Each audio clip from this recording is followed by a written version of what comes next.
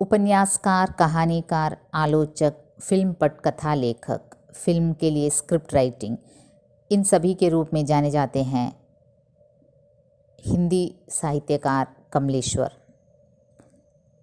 उपन्यासकार के रूप में कितने पाकिस्तान ने इन्हें सर्वाधिक ख्याति प्रदान की और इन्हें इसी उपन्यास के लिए साहित्य अकादमी पुरस्कार से नवाजा गया।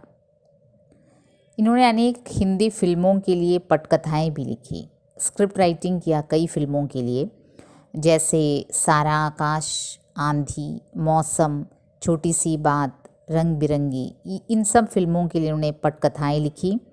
और वे दूरदर्शन से भी जुड़े रहे। दूरदर्शन के कई सीरियल्स के लिए उन्होंने पटकथा लिखी, जैसे दूरदर्शन की जो श्रृंखलाएं थी दर्पण, चंद्रकांता, बेताल पच्चीसी आदि। और चंद्रकांता तो काफ़ी लोकप्रिय सीरियल रही। इनका जन्म 1932 उत्तर प्रदेश में मैनपुरी में हुआ और इन्होंने लेखन के साथ कई पत्र पत्रिकाओं से भी जुड़े रहे, उसके संपादक रहे, जैसे सारिका, धर्मयुग, दैनिक भास्कर। इस प्रकार कई क्षेत्रों में कमलेश्वर जी सक्रिय रहे। इन्हें 2005 में पद्म भूषण की उपाधि से भारत सरकार ने नवाजा और इनकी मृत्यु 2007 में हुई। पार्टीशन, माइग्रेशन और इमोशन, ह्यूमन इमोशन, ये है लौटे हुए मुसाफिर उपन्यास का सेंट्रल थीम। इस पर केंद्रित है उपन्यास। इसमें एक बस्ती की कहानी कही गई है, एक ऐसी बस्ती जहाँ स्वयं कमलेश्वर रहते थे, उनका भोगा हुआ यथार्थ इसमें देखा गया है। इसमें आपको अपने उस समय के भारत की ओर आपका नज़र दौड़ाना है, प्री इंडिपेंडेंस युग में, स्वतंत्रता प्राप्ति के पहले वाले भारत में, और स्वतंत्रता प्राप्ति के साथ ही जो भारत का बंटवारा हुआ भारत और पाकिस्तान के बीच, तो उस समय समाज में क्या दुख दर्द लोगों को भोगना पड़ा बंटवारे के कारण। माइग्रेशन, जो एक मास माइग्रेशन उस समय हुआ था भारत में, उसमें लोग अपने ज़मीन, अपनी जायदाद, अपना मुल्क छोड़कर, सब कुछ छोड़कर जब निकल पड़े एक नई ज़िंदगी की आशा लेकर। तो यहाँ उपन्यास में कमलेश्वर जी कहते हैं कि इस प्रकार पाकिस्तान रहने की आशा लेकर कई मुसलमान भाई यहाँ से अपना सब कुछ छोड़कर निकल पड़े, लेकिन वे वास्तविक रूप से पाकिस्तान पहुँच भी पाए या नहीं, यही उपन्यास का प्रमुख सवाल बनकर रह जाता है। कई दिल्ली के उस पार तक ही पहुँच पाए और वापस अपनी बस्ती में भी नहीं आए। उन्हें डर था कि हिंदू भाई उन्हें मार देंगे या फिर वापस आने पर उन्हें उस तरीके से कोई उन्हें अपनाएगा भी या नहीं। तो इसीलिए जो निकल गए और एकदम बेचारे, निस्सहाय, गरीब, ऐसे कईयों की कहानी भारत से जुड़ी है, भारत के विभाजन से जुड़ी है। और ये उपन्यास इस सांप्रदायिकता के विरुद्ध आवाज़ उठाती है कि हिंदू और मुसलमान जब एक बस्ती में भाईचारे में रहते आ रहे थे कई सालों से, लेकिन इस विभाजन के बाद जो दंगे उत्पन्न हुए, हिंदू मुस्लिम दंगे, जो राइट्स, कम्युनल राइट्स, तो ये उपन्यास मुख्य रूप से कम्युनल राइट्स के खिलाफ है कि आदमी को आदमी के समान देखना चाहिए, मनुष्य को मनुष्य के समान देखना चाहिए, प्यार किया जाना चाहिए, भाईचारे से जीना चाहिए। ये संदेश देता है उपन्यास लौटे हुए मुसाफिर। मुसाफिर मतलब यात्री, ट्रैवलर। मुसाफिर सुनने पर हमें ये गीत याद आता है। मुसाफिर हूँ यारो, ना घर है ना ठिकाना,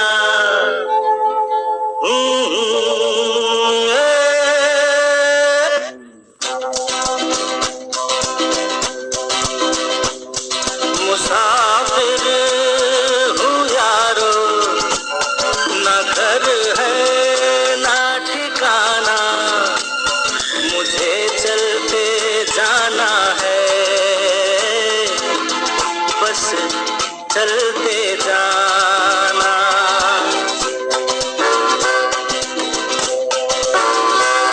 मुसाफिर हूँ यारो, ना घर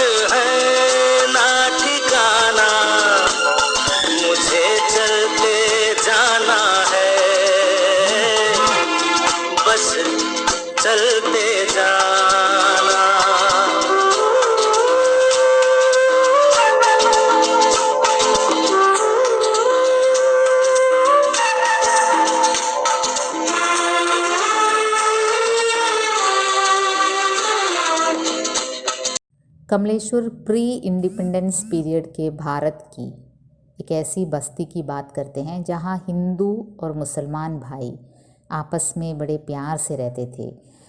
उनके इन्हीं वाक्यों में जब हिंदुओं की बस्ती से ताजिए गुजरते थे तो उन पर लोग गुलाब जल छिड़कते थे और हिंदू औरतें अपने बच्चों को गोदी में उठाए ताजियों के नीचे से गुजरती थीं और दौड़ दौड़ कर फेंके हुए मखाने बीन कर श्रद्धा से आंचल की खूंट में बांध लेती थी। एक तरफ जब हिंदुओं की बस्ती में से मुसलमानों की कोई रिलीजियस कोई त्यौहार गुजरता था तो हिंदू भी उसमें भाग लेते थे, और दूसरी तरफ देखिए जब रामलीला का विमान उठता था तो मुसलमान औरतें दरवाज़ों की चिकें या बोरों के पर्दे उलटकर मूर्तियों के श्रृंगार की तारीफ करती थी और उनके बच्चे विमान के साथ दूर तक शोर मचाते हुए आया करते थे, बोल राजा रामचंद्र की जय। जब हिंदुओं की रामलीला होती थी तो मुसलमान औरतें और बच्चे भी बड़ी खुशी से उसमें भाग लेते थे। मुसलमान बच्चे बोलते थे बोल राजा रामचंद्र की जय।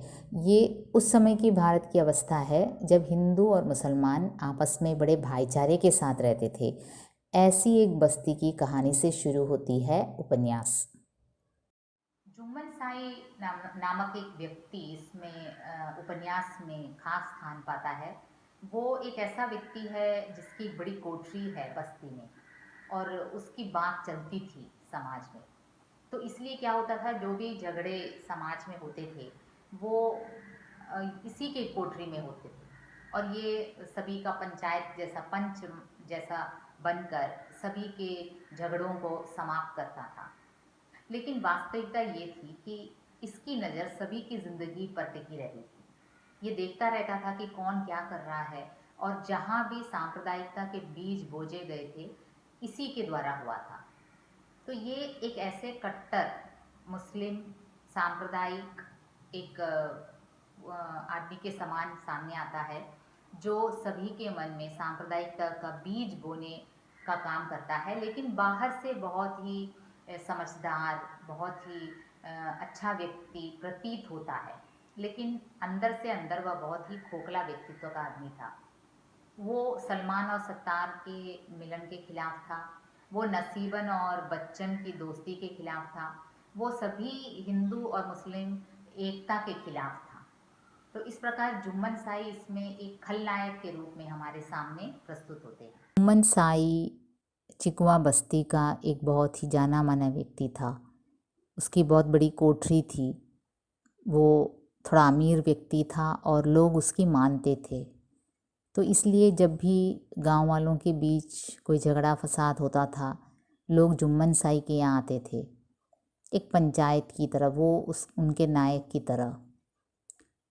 और लेकिन उपन्यास में देखा जाता है कि जुम्मन साई बाहर से दिखावे के लिए तो बड़ा नरम दिली होता है, लेकिन गांव में जो भी हिंदू मुस्लिम दंगे होते हैं, जो भी झगड़ा होता है, उसे थोड़ा उसमें आग लगाने में जुम्मन साई का भी हाथ रहता है। वो हमेशा दूसरों के ज़िंदगी में झांकता रहता है, दूसरों की ज़िंदगी में क्या हो रहा है, वो ठीक है या नहीं, इसे जज करने के लिए मानो जुम्मन साई रहता है। तो वो पूरे उपन्यास में कई ऐसे जगह आते हैं जहाँ जुम्मन साई किसी के बीच के झगड़े को उसमें जलते हुए में घी डालने के समान जुम्मन साई काम करता है। ये भी पार्टीशन के बाद ये पाकिस्तान नहीं जाते, ये यहीं रह जाते हैं, अपने मुल्क में रहते हैं। नसीबन की तरह ये भी अपने यहीं रहते हैं। और फिर सन 45 आया, 1945। ध्यान देने योग्य है 1947 को भारत इंडिपेंडेंट हुआ, उसके 2 साल पहले की बात है कि पूरा बस्ती में ये बात फैल गई, किसी ने किसी को नहीं मारा, देखो एक बूंद खून नहीं गिरा, किसी ने किसी को नहीं मारा, किसी ने किसी को गाली तक नहीं दी। लेकिन क्या हुआ, भीतर ही भीतर एक भूचाल आया, एक भयानक भूचाल, जिससे बस्ती की चूल हिल गई थी। चूल हिलना मतलब उसका फाउंडेशन ही हिल जाना, क्या हुआ था 1945 में एक नया मुसलमानों के लिए एक नया राज्य बनने की बात हुई और इस बस्ती में भी जो मुसलमान थे उन्होंने अपने भीतर ही भीतर प्लान बना लिया कि वो उस राज्य में चले जाएंगे यहाँ छोड़कर, और वहीं से उनके मन में हिंदुओं के प्रति नफ़रत पैदा हुई और हिंदुओं के मन में भी ये बैठ गया कि इनको मुसलमानों को यहाँ से चला जाना चाहिए।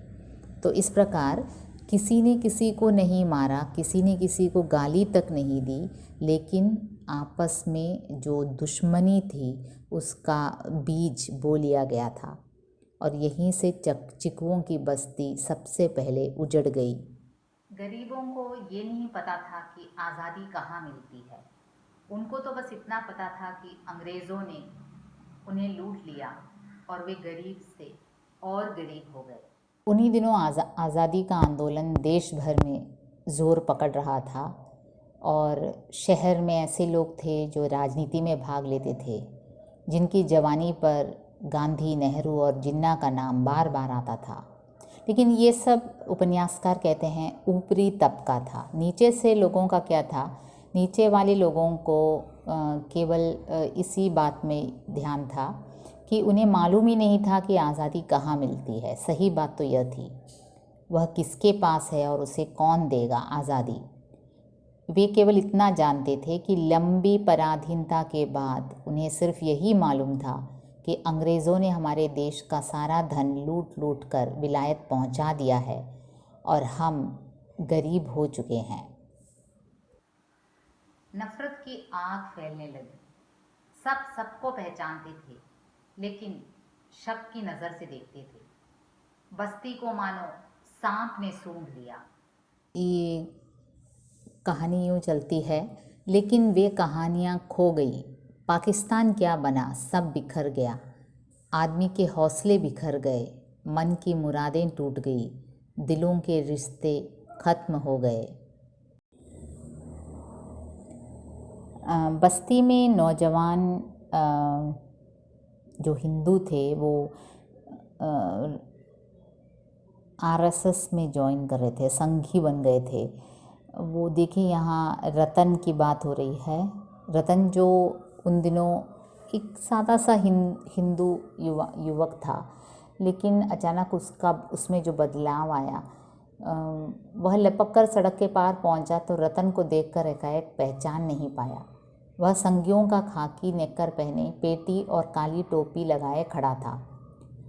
उसकी बगल में एक आदमी और खड़ा था, उसके हाथ में लाठी थी।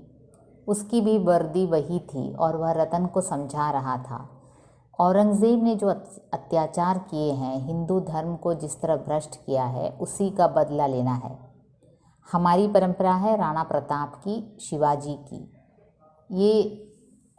ये उन दिनों हुआ। कई लोग हिंदू नौजवान संघी बने और मुल्क के लिए लड़ने के लिए उन्हें लगा कि हिंदू हैं तो संघ परिवार में जुड़ जाना है, तभी उनका जो राणा प्रताप और शिवाजी की जो परंपरा है उसे आगे बढ़ा पाएंगे।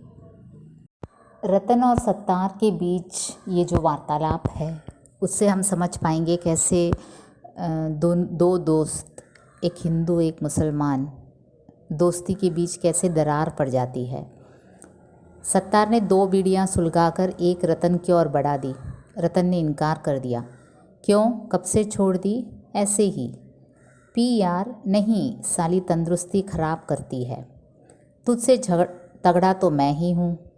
हाँ बेटे, हिंदुस्तान का माल खाते हो, तगड़े क्यों नहीं होंगे? रतन बोला। देखो ये डंके की चोट पर कहने वाली है, हिंदुस्तान का माल खाते हो, तगड़े क्यों नहीं होंगे, ऐसा रतन सत्तार से कहता है। रतन और सत्तार दोनों दोस्त थे, लेकिन इनके बीच ये जो हिंदू मुसलमान की ये जो जहर इनके खून में फैल गया है, तभी रतन ऐसे बोलता है कि तुम हिंदुस्तान का माल खाते हो, तभी इतने तगड़े हो गए हो। सलमा एक ऐसी औरत के रूप में सामने आती है जो अपने पति के साथ न चाहने पर भी जीने के लिए मजबूर है। वो सशक्त नहीं है, अपनी ज़िंदगी को अपने तरीके से जीने की हिम्मत उसमें नहीं है। वो समझौता करती है, एक ऐसे औरत के रूप में सलमा को दिखाया है। उसके जीवन में कई दुख दर्द हैं, वो उपन्यास की शुरुआत में हमें नहीं बताया जाता है, सस्पेंस रखा जाता है। उपन्यास की शुरुआत में हम देखते हैं सलमा एक छोटी मोटी नौकरी करती है और उसका सत्तार के साथ जान पहचान होता है और दोनों आपस में मिलते हैं, इश्क होता है। लेकिन बाद में जब सलमा का पति वापस आ जाता है तो फिर वो सत्तार के प्रति अपना प्यार एकदम से नष्ट कर देती है, उसे अनदेखा कर देती है। लेकिन बाद में पता चलता है कि एक्चुअली सलमा बहुत दुख दर्द से जी रही थी। मतलब उसके पति जो मकसूद हैं वो किन्नर समुदाय के थे, मतलब वो ट्रांसजेंडर थे। तो उनके वो क्या था कि वो रात को आंखों में काजल लगाकर लड़कियों जैसे वेशभूषा धारण करके वो अपने मित्र के साथ उसे अपने पुरुष मित्र के साथ रहना ज़्यादा पसंद था। लेकिन सलमा फिर भी उसके साथ समझौता करती है, क्योंकि वो कई बार सलमा के पाँव पकड़कर रोता है। तो यहाँ सलमा पिघल जाती है, वो जो औरत का मन है वहाँ पिघल जाती है।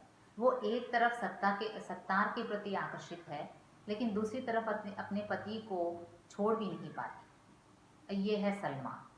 और अंत में वो अपने पति के साथ पाकिस्तान के लिए निकल जाती है और यही सत्तार के दुख का कारण बन जाता है। उपन्यास की एक प्रमुख जो नारी पात्र है, लेडी कैरेक्टर सलमा है।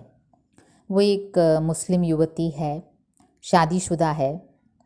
उसका पति मकसूद किसी और बस्ती में रहता है। इन दोनों के बीच कुछ झगड़ा हुआ था और वो पति दूर रहता है।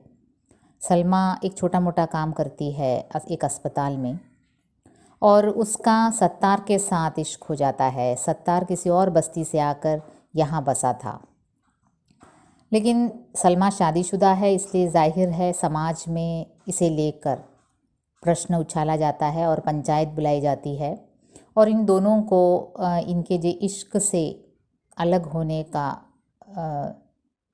जो अलग होने के लिए समाज के ऊपर से बहुत दबाव पड़ता है।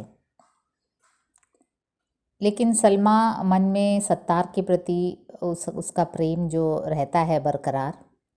लेकिन फिर देखते हैं हम सलमा बीच में उसका पति मकसूद आ जाता है और वो फिर मकसूद के साथ रहना पसंद करती है और सत्तार एकदम से सलमा को बेवफा पाता है।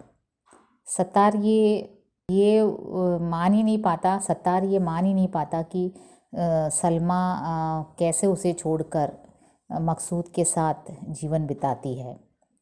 तो ये इस कहानी में ये सस्पेंस चलता है कि पहले सलमा सत्तार के साथ प्यार जताती है और जब उसका पति वापस आ जाता है तो वो सत्तार को एकदम से अनदेखा कर देती है। अगर नायक के रूप में किसी को लेना ही है तो हम एकमात्र ले सकते हैं सत्तार को। वो किसी दूसरी बस्ती से आकर चिकवा की बस्ती में बसा था। वो सर्कस में काम करता था और वो यहाँ आकर यहाँ के नौजवानों से दोस्ती हो जाती है और वो यहीं रहने लगता है और उसकी जान पहचान सलमा से होती है। दोनों में इश्क हो जाता है और सलमा ऑलरेडी शादीशुदा है, लेकिन पति से बिछुड़ कर रह रही थी।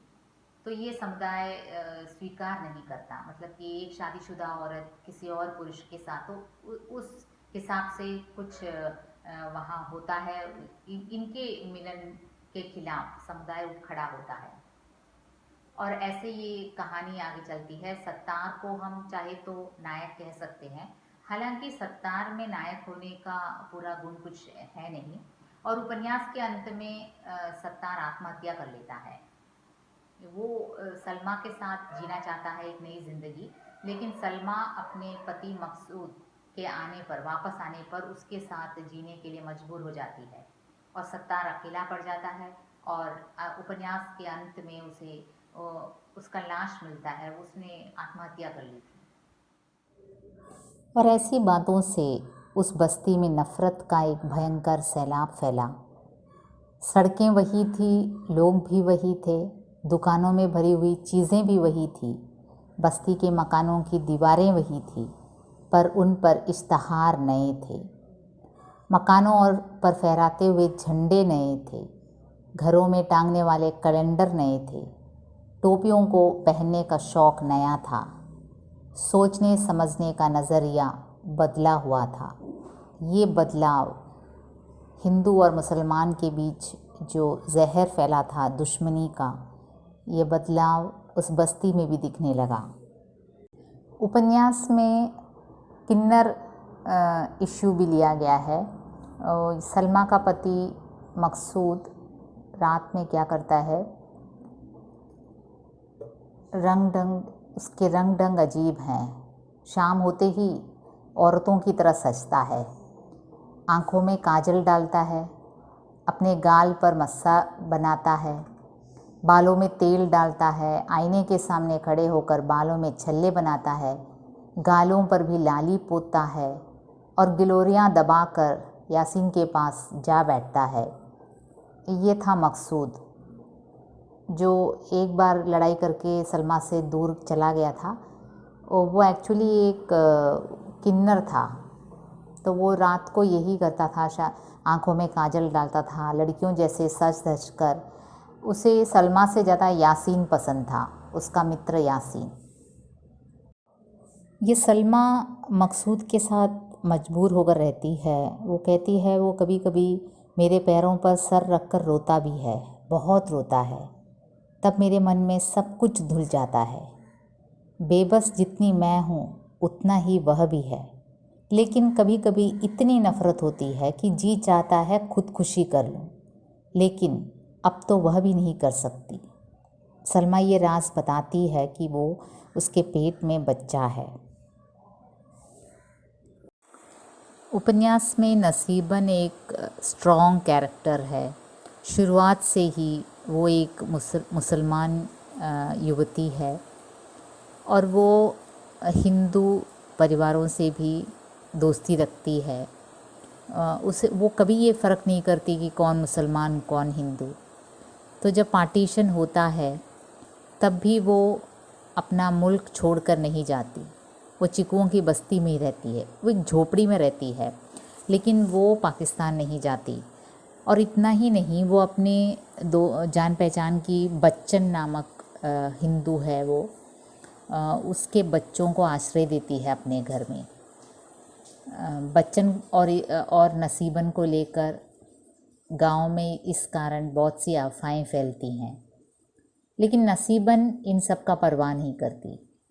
वो बच्चन को एक भाई के समान आदर करती थी, प्यार करती थी।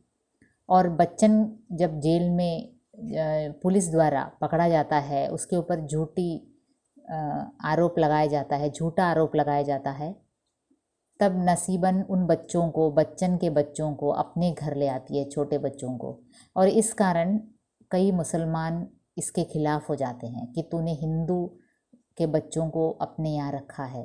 और ठीक उसी तरफ संघी भी, आरएसएस के जो थे, वो भी आकर कहते हैं हिंदू बच्चों को यहाँ रखना ठीक नहीं है, हम उनकी देखभाल करेंगे। लेकिन नसीबन उन सब से झगड़ा करती है। वो ये कहती है कि वो एक मानव के हैसियत से जीना चाहती है। इसलिए नसीबन इसकी एक बहुत ही स्ट्रॉन्ग कैरेक्टर है उपन्यास की। वो सत्तार को भी कई तरीके से हौसला देती है जीने के लिए, और वो अंत तक चिकवा बस्ती में टिकी रहती है, इस इंतज़ार में कि जो मुसलमान भाई बस्ती छोड़कर चले गए एक न एक दिन वापस अपने घर आएंगे। इसी इंतज़ार में वो रहती है। नसीबन उपन्यास में एक बहुत बड़ी दिल वाली मुसलमान औरत है। वो बच्चन जो हिंदू है उसके साथ उसका मतलब कि दोस्ती का रिश्ता था। तो और बच्चन के बच्चे जब घर में अकेले होते हैं तो उनकी सहायता के लिए नसीबन बच्चों को देखभाल करती है। और गांव में कई अफवाहें नसीबन और बच्चन को लेकर फैल जाती है। इस पर नसीबन कहती है लोगों का क्या है, जो मन में आए बके। तब साई कहता है नहीं नसीबन, यही तू गलत सोचती है। भला बता, यह कोई कैसे बर्दाश्त करेगा कि तेरा एक हिंदू के साथ इतना मेल मिलाप हो। अपने लोग भी हैं, पर बच्चन के साथ तेरी रक्त जग किसी को नहीं सुहाती। कोई कैसे बर्दाश्त करेगा कि इस तरह एक मुसलमान घराने की औरत हिंदू के घर बैठ जाए। ये इस प्रकार साई और जहर फैलाता है और गांव वाले भी हिंदू मुसलमान जो भाई बहन का रिश्ता था उसे भी बुरी नज़र से देखते हैं। अन्य बस्तियों की तरह चिकवों की बस्ती से भी पाकिस्तान जाने का प्रबंध हुआ। सब कुछ खामोशी और चुपके चुपके हुआ। शाम को तय हो गया था कि परसों सवेरे सूरज उगने से पहले यहाँ से काफिला निकल पड़ेगा और वहीं से शुरू हुई चिकवों की बस्ती का उजड़ना। जब बस्ती के अपने ही लोग न रहे तो बस्ती बस्ती नहीं रह जाती। लोग दिन दहाड़े वहाँ से पाकिस्तान की ओर एक नई आशा, एक नई जिंदगी का ख्वाब देखकर निकल पड़े। भारत का वो सबसे बड़ा माइग्रेशन था भारत पाकिस्तान विभाजन के समय। आप देखेंगे कितनी मुसीबतें सहकर लोग यहाँ से वहाँ गए, वहाँ पाकिस्तान से जो हिंदू थे वो यहाँ आए, बीच में कितने मारे गए, कितने मर मिट गए। पार्टीशन की ट्रेजेडी को जिसने सहा हो वो ज़िंदगी भर वो भूल नहीं सकेगा। लोगों का इस तरफ बिना कोई सलाम बंदगी कहे अचानक घर छोड़कर चला जाना, चिकवा बस्ती के लोगों का इस तरह चला जाना किस प्रकार मनोवैज्ञानिक रूप से वहाँ बचे कुचे लोगों के मन में दुख पैदा करता है, यह शब्दों में बयान कर पाना मुश्किल है। चिकवा बस्ती के बारे में उपन्यासकार ने कहा कि वहाँ आज़ादी की जंग लड़ने से पहले लोग हिंदू मुस्लिम आपस में बड़े ही भाईचारे के साथ रहते थे, कोई अलगाव नहीं था। लेकिन अब क्या हुआ, कुछ चेहरे थे जो शाम तक हंसते मुस्कुराते दिखाई पड़ते थे पर सुबह बगैर सलाम बंदगी के खो जाते थे। सहसा कुछ घरों में रात में रोशनी नहीं हुई तो लगा कि खाली हो गए। ऐसे भी कोई चला जाता है अपना घर छोड़कर, ये लोगों को दुख पहुंचाने वाली बात थी। मुसलमान भाई घर छोड़कर बिना किसी से कहे कोई निकल पड़े हैं। चिकवों की बस्ती लोगों के चले जाने पर एकदम से वीरान हो जाती है, सूना सूना पड़ जाता है। जो बचे कुचे लोग रह गए उन्हें ये सूनापन इतना खटकता है कि वे परेशान हो जाते हैं। और इस पार्टीशन में भारत से जो पाकिस्तान गए, पाकिस्तान से यहाँ आए, इतना दुख दर्द सहा लोगों ने यहाँ से वहाँ अपना सब कुछ छोड़कर। वो दुख क्या होता है जो अपने घर को, अपने ज़मीन को छोड़कर जाता है, वो वही जानता है जो ऐसे कर चुका है। और उपन्यास में ये कमलेश्वर बताते हैं कि जो लोग पाकिस्तान का ख्वाब देखकर, एक नई ज़िंदगी का ख्वाब देखकर चिकवा बस्ती से निकले थे, वो असल में दिल्ली के उस पार तक भी नहीं पहुंच पाए थे, पाकिस्तान नहीं पहुंच पाए थे। लेकिन उन्हें इस बात में शंका थी कि वापस चिकवों की बस्ती में आए तो लोग उन्हें स्वीकारेंगे या नहीं, हिंदू उन्हें मार डालेंगे या नहीं। इस डर से वो अपने बस्ती वापस नहीं आते, वो वहीं कहीं बस जाते हैं, न घर के रहे न घाट के। ये हुआ पार्टीशन का एक ट्रेजेडी। लौटे हुए मुसाफिर കമലേശ്വർ എഴുതിയ ഇന്ത്യ പാകിസ്ഥാൻ പാർട്ടീഷനെ ബേസ് ചെയ്ത് സെൻട്രൽ തീം അതാണ്. Partition, migration, emotion, human emotion. നാട് വിട്ടു പോകുന്ന ആൾക്കാർ ഒരു വശത്ത്, ഒറ്റപ്പെട്ടു പോകുന്ന, നാട്ടിൽ നിൽക്കുന്ന കുറച്ച് പേര്, അങ്ങനത്തെ ഒരു ചെറിയ ഒരു ഗ്രാമപ്രദേശത്തിൽ നടക്കുന്ന ഒരു സംഭവമാണ് ലോട്ടെ ഹുയെ മുസാഫിറിൻ്റെ സെൻട്രൽ തീം. മുസാഫിർ എന്ന് ഉദ്ദേശിക്കുന്ന യാത്രി, ട്രാവലർ. ഇവിടെ ഈ യാത്ര തുടങ്ങുന്നത് ഇന്ത്യയിൽ നിന്നും പാകിസ്ഥാനിലേക്കുള്ള യാത്രയാണ്. അതിൽ ട്രാജഡി എന്ന് പറഞ്ഞിട്ട് പലരും പാകിസ്ഥാൻ വരെ എത്തിയില്ല എന്നാണ് കമലേശ്വർ നോവലിൻ്റെ എൻഡിൽ പറഞ്ഞു തീർക്കുന്നത്. മുസ്ലിം സഹോദരങ്ങൾ പാകിസ്ഥാൻ രൂപപ്പെട്ടപ്പോൾ അവിടെ ഒരു പുതിയ ജീവിതം സമാധാനമായിട്ട് ജീവിക്കാൻ പറ്റും, നമ്മുടേതായി ജീവിക്കാൻ പറ്റുമെന്നും പറഞ്ഞ് ഈ ഗ്രാമത്തിൽ നിന്ന് പോവുകയും കുറച്ച് പേര് എത്തിപ്പെട്ട് കാണും, പക്ഷേ ഭൂരിഭാഗം പേരും അവിടം വരെ എത്തിയില്ല എന്നാണ് പറയുന്നത്. അപ്പോൾ ഈ നോവൽ ബേസിക്കലി ഈ പാർട്ടീഷനെ ബേസ് ചെയ്താണ്. ഇതിൻ്റെ സെൻട്രൽ തീം അതാണ്. അപ്പോൾ എല്ലാ ഗ്രാമങ്ങളിലും ഉള്ള പോലെ ചില ലവ് സ്റ്റോറീസ് ഇതിലുമുണ്ട്. ചില പാർട്ടീഷനെ സംബന്ധിച്ചുണ്ടായ വഴക്കുകളുണ്ട്, റൈറ്റ്സ് ഉണ്ട്, ഹിന്ദു മുസ്ലിം റൈറ്റ്സ്, ദംഗ എന്ന് പറയും ഹിന്ദിയിൽ.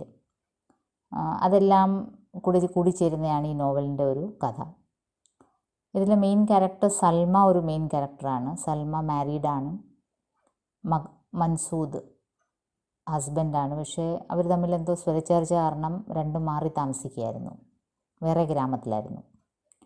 അങ്ങനെ ഇരിക്കെ സൽമ സത്താർ എന്ന് പറഞ്ഞൊരു മുസ്ലിം യുവാവായിട്ട് പ്രണയത്തിലാവുകയും അത് സമൂഹം ഇടപെട്ട് അവരുടെ ആ ഒരു അടുപ്പം എതിർക്കാൻ ശ്രമിച്ചു. പക്ഷേ ഉള്ളിൽ അവർക്ക് രണ്ടുപേർക്കും സ്നേഹം തന്നെയായിരുന്നു. അങ്ങനെ ഈ കഥ ഇങ്ങനെ മുന്നോട്ട് പോവാണ്. സൽമ ധിക്കരിച്ച് വീട്ടുകാരെയും, സൽമയ്ക്ക് ഒരു ചെറിയ ജോലി ഉണ്ടായിരുന്നു ഒരു ഹോസ്പിറ്റലിൽ. അപ്പോൾ സൽമ ഈ സത്താറിനെ കാണുകയും സത്താറിനും സൽമയെ വളരെ ഇഷ്ടമായിരുന്നു. പക്ഷേ പിന്നീട് ഒരു ട്വിസ്റ്റ് വരുന്നത് സൽമയുടെ ഹസ്ബൻഡ് തിരിച്ചു വരുന്നു. ഒരാളുമായിട്ടാണ് വരുന്നത്, ഒരു സുഹൃത്തുമായിട്ട് ഗ്രാമത്തിൽ തിരിച്ചു വരുന്നു. അപ്പോൾ സൽമ പെട്ടെന്ന് സത്താറുമായിട്ട് അങ്ങ് ഇൻഡിഫറൻ്റായിട്ട് പെരുമാറും. ഹസ്ബൻഡിനെ സ്വീകരിച്ച് ആക്ച്വലി പിന്നീടാണ് ആ ട്വിസ്റ്റ് അറിയുന്നത്. ഇയാളെ ഒരു ഇതായിരുന്നു, കിന്നറായിരുന്നു, ട്രാൻസ്ജെൻഡറായിരുന്നു സൽമയുടെ ഹസ്ബൻഡ്. അപ്പോൾ അയാൾ രാത്രിയിലാവുമ്പോൾ കണ്ണിൽ കൺമഷി എഴുതി പെണ്ണുങ്ങളെ പോലെ ഒരുങ്ങി പിന്നെ തൻ്റെ കൂടെ വന്ന സുഹൃത്തിൻ്റെ കൂടെ ചിലവഴിക്കുമായിരുന്നു. സൽമയെ മൈൻഡ് ചെയ്യില്ലായിരുന്നു. അപ്പോൾ ഈ ഒരു ട്രാജഡി സഹിച്ചുകൊണ്ട് സൽമ ആക്ച്വലി, പക്ഷേ അയാളുടെ സ്വഭാവത്തിലെ ഒരു ഇതെന്ന് വെച്ചാൽ ചില സമയങ്ങളിൽ അയാൾ സൽമയുടെ കാല് പിടിച്ച് കരയും. അപ്പോൾ അത് കാണുമ്പോൾ സൽമ അലിയും. അങ്ങനെ സത്താർ ഒറ്റപ്പെടുന്നതാണ്. സത്താറിൻ്റെ ജീവിതത്തിൽ ഈ സൽമ വളരെ ഇൻഫ്ലുവൻഷ്യലായിരുന്നു. സത്താർ ആഗ്രഹിച്ചത് സൽമയുടെ കൂടെ ഒരു ജീവിതം തുടങ്ങാനാണ്. പക്ഷേ സൽമ അതിന് സമ്മതിക്കത്തില്ല. സൽമ ഹസ്ബൻഡിൻ്റെ കൂടെ തന്നെ ഇരിക്കും. അവസാനം കഥയുടെ എൻഡിൽ സൽമയും ഹസ്ബൻഡും എല്ലാം പാകിസ്ഥാനിലേക്ക് മൂവ് ചെയ്യുന്നതായിട്ടാണ്. അപ്പോൾ ആ ദുഃഖത്തിൽ സത്താർ ആത്മഹത്യ ചെയ്യും നോവലിൻ്റെ എൻഡിൽ. പിന്നീടൊരു ക്യാരക്ടറുള്ളത് നസീബൻ എന്ന് പറഞ്ഞൊരു ലേഡിയാണ്. അവർ മുസ്ലിം ലേഡിയാണ്, പക്ഷേ നല്ല സ്ട്രോങ് ക്യാരക്ടറാണ്. അവർ ഈ സൽമയും സത്താറും തമ്മിലുള്ള ഈ പ്രേമം ഒരുപാട് പ്രോത്സാഹിപ്പിച്ച ഒരു ലേഡിയാണ്. അവർക്ക് ഹിന്ദു ഫാമിലീസുമായിട്ടും നല്ല ബന്ധം, അവർ നല്ല ബന്ധത്തിലായിരുന്നു. പക്ഷേ ഈ പാർട്ടീഷൻ വന്നപ്പം അവരുടെ ഹിന്ദു സുഹൃത്തായ ബച്ചൻ എന്ന ആളിനെ ഹെൽപ്പ് ചെയ്യുമെന്ന് വെച്ചാൽ ബച്ചനെ കള്ളക്കേസിൽ കൊടുക്കും. അപ്പോൾ ബച്ചൻ അങ്ങനെ ഒളിവിലാവുമ്പം ബച്ചൻ്റെ കുട്ടികൾ വീട്ടിൽ ഒറ്റയ്ക്ക് കൊച്ചു കുട്ടികൾ, അപ്പോൾ അവർക്ക് ആശ്രയം കൊടുക്കും ഈ നസീബൻ. അപ്പോൾ അത് മുസ്ലിം സമൂഹത്തിൻ്റെ ഇടയ്ക്ക് വളരെ വിവാദമാവും. ഇങ്ങനെ ഇത്രയും ആളിക്കത്തി ഹിന്ദു മുസ്ലിം ലഹള ഇങ്ങനെ ആളിക്കത്തുന്നതിൻ്റെ ഇടയ്ക്ക് ഒരു മുസ്ലിം യുവതി ഹിന്ദു കുട്ടികൾക്ക് ആശ്രയം കൊടുക്കുന്നു എന്നും പറഞ്ഞ് വലിയ ഇഷ്യൂ ആവും. പക്ഷേ നസീബൻ അതൊന്നും കാര്യമാക്കത്തില്ല. നസീബനും ബച്ചനും ൻ്റെ പേരും പറഞ്ഞ് പല റൂമേഴ്സും ഇറങ്ങുന്നുണ്ടായിരുന്നു ആ കാലഘട്ടത്തിൽ. പക്ഷെ നസീബൻ അതും മൈൻഡ് ചെയ്യത്തില്ല. കാരണം ഒരു മനുഷ്യ സ്ത്രീ എന്ന നിലയ്ക്ക് ഈ കൊച്ചു കുട്ടികൾക്ക് ആശ്രയം കൊടുക്കുന്നത് വളരെ ഇമ്പോർട്ടൻ്റ് ആണെന്ന് നസീബിന് തോന്നി. പിന്നെ ഈ ബസ്തിയിലെ ഈ ഗ്രാമത്തിലെ പലരും മുസ്ലിംസ് എല്ലാവരും ഓൾമോസ്റ്റ് പാകിസ്ഥാനിലേക്ക് പോകുന്നെന്നും പറഞ്ഞ് രായിക്ക് രാമായണം ഓരോരുത്തരായിട്ട് യാത്ര പോലും പറയാതെയാണ് ഇങ്ങനെ ഇറങ്ങിപ്പോകുക സമയത്ത് നസീബൻ്റെ കുടിലാണ്. നസീബനൊരു പാവപ്പെട്ട സ്ത്രീയായിരുന്നു. അവർ പോകത്തില്ല, അവരുടെ ജന്മനാട്ടിൽ തന്നെ ഇരിക്കും. എന്നിട്ട് അവരിങ്ങനെ വർഷങ്ങളോളം ആശിക്കും ആരെങ്കിലും ഈ പോയവർ തിരിച്ചു വരണേന്ന്. അപ്പോൾ വളരെ ട്രാജിക് എന്ന് നോക്കട്ടെ, വർഷങ്ങൾക്ക് ശേഷം കുറച്ച് യുവാക്കൾ ഈ വഴിയിലേക്ക് വരും. അപ്പോൾ ചോദിക്കുമ്പോൾ എന്താണ്, ഇവിടുന്ന് പണ്ട് അവരുടെ ചൈൽഡ്ഹുഡിൽ ഇവിടം വിട്ട് പോയ കുട്ടികളാണ്. അവരിപ്പോൾ ഇവിടെ തൊഴിലാളികളായിട്ട് വന്നിരിക്കുകയാണ്. അപ്പോൾ ആ നസീബൻ പറയുന്ന ആ അവസ്ഥ നസീബൻ ആലോചിക്കുകയാണ്. ഇവിടുന്ന് വളരെ എന്തോ ഐശ്വര്യം കിട്ടുമെന്നും പറഞ്ഞ് എല്ലാം ഇട്ടെറിഞ്ഞിട്ട് പോയവരുടെ മക്കൾ അവസാനം തൊഴിലാളികളായിട്ടാണ് തിരിച്ചു വരുന്നത്. അങ്ങനെയാണ് ഈ നോവൽ അവസാനിക്കുന്നത്. ഒരു ഗ്രാമത്തിലെ എല്ലാവരും തന്നെ അങ്ങ് പാകിസ്ഥാനിലേക്ക് പോകുന്നെന്നും പറഞ്ഞ് മുസ്ലിംസ് എല്ലാം പോവുകയും ആ ഗ്രാമം ഇല്ലാതാകുകയും അതിൻ്റെ ആത്മാവ് നഷ്ടപ്പെടുകയും ചെയ്യുന്നു. അവിടെ താമസിക്കുന്ന ബാക്കിയുള്ളവർ വളരെ വേദനിച്ച്, കാരണം ഈ ഗ്രാമം പണ്ട് വളരെ സൗഹൃദപരമായി ജീവിച്ച ഗ്രാമമാണ്. തുടക്കത്തിൽ പറയുന്നുണ്ട് നോവലിൻ്റെ, ഹിന്ദുസും മുസ്ലിംസും എല്ലാം ഇടകലർന്ന് വളരെ സ്നേഹത്തോടെ സൗഹാർദ്ദത്തോടെ ജീവിച്ചിരുന്ന ഒരു ഗ്രാമമാണ്. അങ്ങനത്തെ ഗ്രാമവാസികൾ പെട്ടെന്ന് കുറച്ച് പേര് സംഘികളാവും, ഹിന്ദുസ് കുറച്ച് പേര് സംഘികളാവും, കുറച്ച് മുസ്ലിംസ് മുസ്ലിം ലീഗിലാവും. അങ്ങനെ എല്ലാം ഒരു ഡിവൈഡ് ഉണ്ടാവും ഇവർ തമ്മിൽ. ഇത് ഹിന്ദു മുസ്ലിം ലഹള അനുഭവിച്ചിട്ടുള്ളവർക്കേ അതിൻ്റെ ഒരു തീവ്രത മനസ്സിലാവത്തുള്ളൂ. പെട്ടെന്ന് ഒരു ചെറിയ ഇഷ്യൂവിനൊരു സ്പാർക്ക് വന്ന ഒരു ചെറിയ കാര്യത്തിന് വഴക്കാവുമ്പം പിന്നെ വളരെ സൗഹാർദ്ദമായിട്ട് കഴിയുന്നവർ പോലും ശത്രുക്കളായി മാറുന്ന, കൊല്ലുന്ന അവസ്ഥ, കത്തിച്ച് കളയുന്ന അവസ്ഥ, ഇതൊക്കെ വളരെ ട്രാജിക്കായിട്ടുള്ള അവസ്ഥകളാണ്. അതാണ് ഈ നോവലിൽ കാണിക്കുന്നത്. മെയിനായിട്ട് ഇതാണ് പാർട്ടീഷൻ, മൈഗ്രേഷൻ, ഇമോഷൻ, ഈ മൂന്നാണ് തീം ഈ നോവലിലത്. ജുമ്മൻസായി ഇതിലെ ഒരു പ്രധാന ക്യാരക്ടറാണ്. അദ്ദേഹം ഒരു പ്രായം ചെന്ന ഒരു മുസ്ലിം വ്യക്തിയാണ്. അയാൾക്കൊരു വലിയ വീടും ഒക്കെ ഉണ്ടായിരുന്നു ഈ ഗ്രാമത്തിൽ. അപ്പോൾ അയാൾ അല്പം സാമ്പത്തികമൊക്കെ ഉള്ള ആളാണ്. അയാൾ പറയുന്ന നാട്ടുകാരൊക്കെ നല്ല കേൾക്കുമായിരുന്നു. അപ്പോൾ നാട്ടിൽ എന്തെങ്കിലുമൊക്കെ വഴക്കുകൾ തർക്കങ്ങളുണ്ടാകുമ്പോൾ ഇയാളുടെ അടുത്താണ് എല്ലാം സോൾവ് ചെയ്യാൻ വരുന്നത്. അപ്പോൾ ഇയാൾ എല്ലാവരുടെയും ഒരു മധ്യസ്ഥനായിട്ട് പ്രവർത്തിക്കുമായിരുന്നു. പക്ഷേ നോവലിൽ ഉടനീളം നമ്മൾ കാണുന്നത് പല വഴക്കുകളുടെയും ആണിക്കല്ല് ഇയാളായിരുന്നു. ഇയാൾ പല വഴക്കുകളും സ്പാർക്കപ്പ് ചെയ്യാൻ വേണ്ടി ഹെൽപ്പ് ചെയ്യുമായിരുന്നു. അപ്പോൾ ഇയാളുടെ മെയിൻ ഒരു ജോലി എന്ന് വെച്ചാൽ മറ്റുള്ളവരുടെ ലൈഫിലേക്ക് എത്തി നോക്കുക, അവരുടെ തെറ്റും ശരിയും കണ്ടുപിടിക്കുക, അതിൽ കുറേ ഇഷ്യൂസ് ഉണ്ടാക്കുക. അങ്ങനെയായിരുന്നു ഈ ജുമ്മൻസായി. അപ്പോൾ അയാളും അവസാന നിമിഷം വരെ ഈ ഗ്രാമം വിട്ടു പോകത്തില്ല. അയാളുടെ വീട്ടിൽ തന്നെ, ഈ നാട്ടിൽ തന്നെ, നസീബൻ കഴിഞ്ഞ പോലെ ഈ നാട്ടിൽ തന്നെ അയാൾ കഴിയും. അപ്പോൾ അയാൾ ഈ സൽമയും സത്താറും തമ്മിലുള്ള ബന്ധത്തിന് വളരെയധികം എതിർത്തിരുന്ന ഒരു വ്യക്തിയാണ്. അയാൾ മാക്സിമം ശ്രമിച്ച് അവർ തമ്മിൽ അകലാൻ. അപ്പോൾ അയാൾ അതിന് അങ്ങനത്തെ ഒരു ക്യാരക്ടറായിട്ടാണ് ജുമ്മൻസായിയെ ഇതിൽ നായകൻ എന്ന റോള് എടുക്കാവുന്നത് സത്താർ എന്ന യുവാവാണ്. ഒരു മുസ്ലിം യുവാവാണ്. അദ്ദേഹം ഈ ഗ്രാമത്തിൽ വന്ന് താമസിക്കുകയാണ് ഉണ്ടായത്. വേറൊരു ഗ്രാമത്തിൽ നിന്നാണ് വന്നത്. അയാൾ ആദ്യം സർക്കസിലായിരുന്നു അയാൾ ജോലി ചെയ്തിരുന്നത്. എന്നിട്ട് ഈ ഗ്രാമത്തിൽ വന്ന് ഇവിടുത്തെ ചെറുപ്പക്കാരെ സർക്കസിൻ്റെ ഒരു ട്രിക്സൊക്കെ കാണിച്ച് എല്ലാവരുമായിട്ടും വളരെ സൗഹൃദമായി ഇവിടെ അങ്ങ് താമസം തുടങ്ങി. അങ്ങനെയാണ് സൽമയായിട്ട് പരിചയപ്പെടുന്നതും അടുക്കുന്നതും. അപ്പോൾ ഇയാൾക്ക് സൽമയായിട്ട് വളരെയധികം ഇമോഷണലി അറ്റാച്ച്ഡായി. സൽമയെ അതുപോലെ പെരുമാറി. പക്ഷേ പിന്നീട് സൽമ ഹസ്ബൻഡ് വന്നപ്പോൾ അങ്ങ് മാറുകയുണ്ടായി. അത് സത്താറിനെ വല്ലാതെ തളർത്തി. സത്താർ ഒരു തികഞ്ഞ ഒരു മനുഷ്യസ്നേഹിയായിട്ടാണ് കാണിക്കുന്നത്. അയാളുടെ ഇതിനെ അമിതമായി മതഭ്രാന്തൊന്നുമില്ല. മുസ്ലിം ആണെന്നും പറഞ്ഞ് പാകിസ്ഥാനിൽ പോകണമെന്നൊന്നും ആഗ്രഹിച്ചില്ല. അയാൾക്ക് ഒരു സൽമയായിട്ടൊരു ജീവിതം വേണം എന്ന് മാത്രമേ അയാൾ ആഗ്രഹിച്ചുള്ളൂ. പക്ഷേ സൽമ ഹസ്ബൻഡ് വന്നു കഴിഞ്ഞ് അതങ്ങ് ഇയാളെ അങ്ങ് ടോട്ടലി അവോയ്ഡ് ചെയ്യും.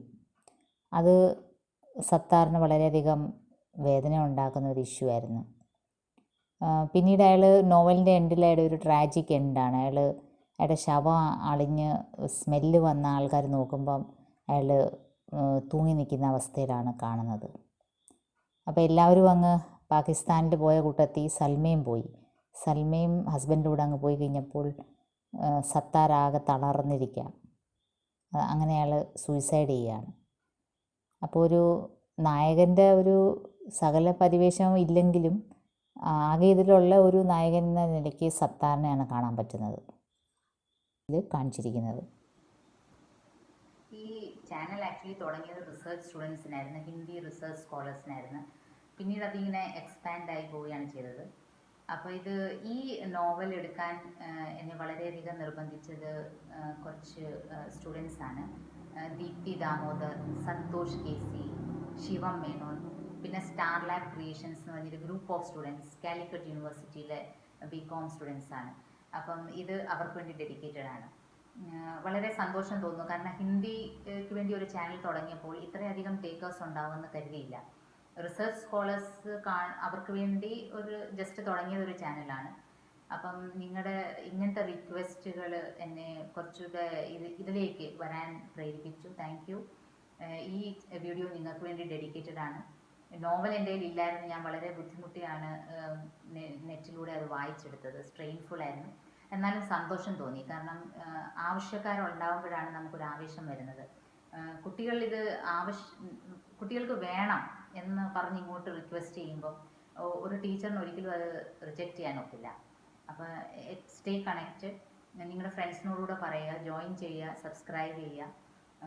നിങ്ങളുടെ ഇങ്ങനത്തെ ആവശ്യങ്ങൾക്കെല്ലാം നിങ്ങൾക്ക് കമൻറ്റ് ബോക്സിലേക്ക് ഇടാം. ഞാൻ എന്നാലാവുന്ന എല്ലാം ട്രൈ ചെയ്യും.